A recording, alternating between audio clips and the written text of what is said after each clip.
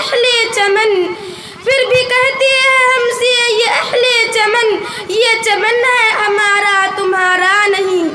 ملت اسلامیہ کے پاسبانوں، آج میں آپ حضرات کے سامنے ہندوستان کے مسلمانوں پر ہونے والے سیاسی ظلم و ستم اور دین اسلام کو جڑ سے ختم کرنے کی ناپاک اور گھناؤنی سازشوں اور کوششوں کے موضوع پر کچھ عرض کرنا چاہتی ہوں۔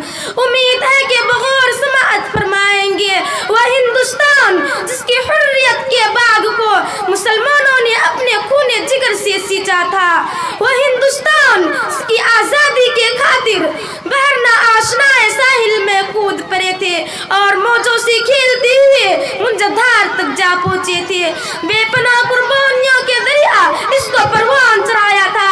آج اسی ہندوستان میں مسلمانوں کو طرح طرح کی اذیتیں اور تکلیفیں پہنچائی جا رہی ہے۔ مسلمانوں کے قلوب سے اسلام کی محبت کو ختم کرنے کی نہایت ہی ناپاک اور گھناؤنی سازشیں ہو رہی ہے۔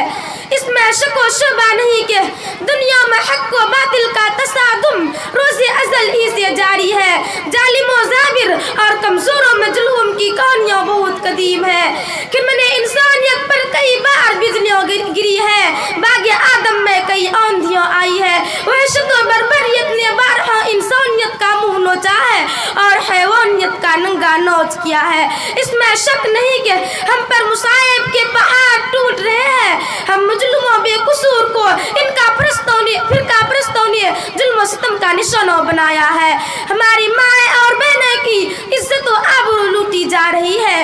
برادران ملت، یوں تو ہندوستان میں کسی بھی دور میں مسلمانوں کا حامی کوئی نہیں تھا، لیکن جب سے فرقہ پرستوں نے ہندوستان میں جنم لیا، اس وقت سے مسلمانوں کی رہی سہی سکون و چین چھن گیا ہے، کیونکہ ان فرقہ پرستوں نے ہما وقت مذہب اسلام کو مٹانے کے لیے نوجوں نے کیسی کیسی رچنائیں رچی ہے۔ غور تو کرے، کبھی وندے ماترم جیسی گندی و ناپاک چیز کو نافذ کرنے کا حکم ہوتا ہے، جس سے مسلمانوں کی نیند حرام ہو گئی تھی۔ آج بھی بہت سارے اسکولوں میں یہ گیت گائے جاتے ہیں، جس گیت میں سراسر کفر بھرا ہوا ہے۔ یہ گیت کیا ہے؟ کفر و شرک کا ایک گودام ہے، جس گیت کو ایک بار پڑھنے سے انسان خارج از اسلام ہو جاتا ہے، جس گیت کو ایک بار پڑھنے سے مسلمان نہیں رہتا۔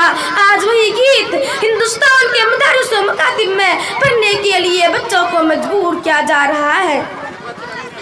آج ہندوستان میں مدارس و مکاتب کو ختم کرنے کی کوشش کی جا رہی ہے اور یہ الزام لگایا جا رہا ہے کہ جتنے بھی فسادات ہو رہے ہیں ان کا پیشوا اور ریڈر یہ ملا ہے، اس لیے پہلے ان کو ختم کیا جائے۔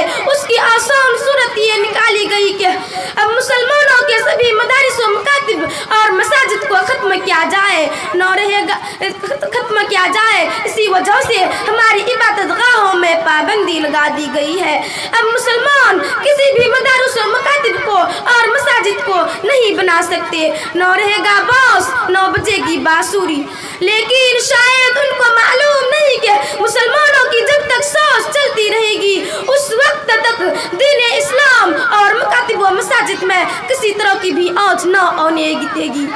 ہم تمہاری دھمکیوں سے خوف کھا سکتے نہیں، ہم تمہاری دھمکیوں سے خوف کھا سکتے نہیں، ظلم کے آگے ہم اپنا سر جھکا سکتے نہیں۔ اور ہے یہی تاریخ اپنی، ہے یہی اپنا فلسفہ، ہے یہی تاریخ اپنی، ہے یہی اپنا فلسفہ، ہم زمانے میں دبانے سے ابھرتے ہیں صدا۔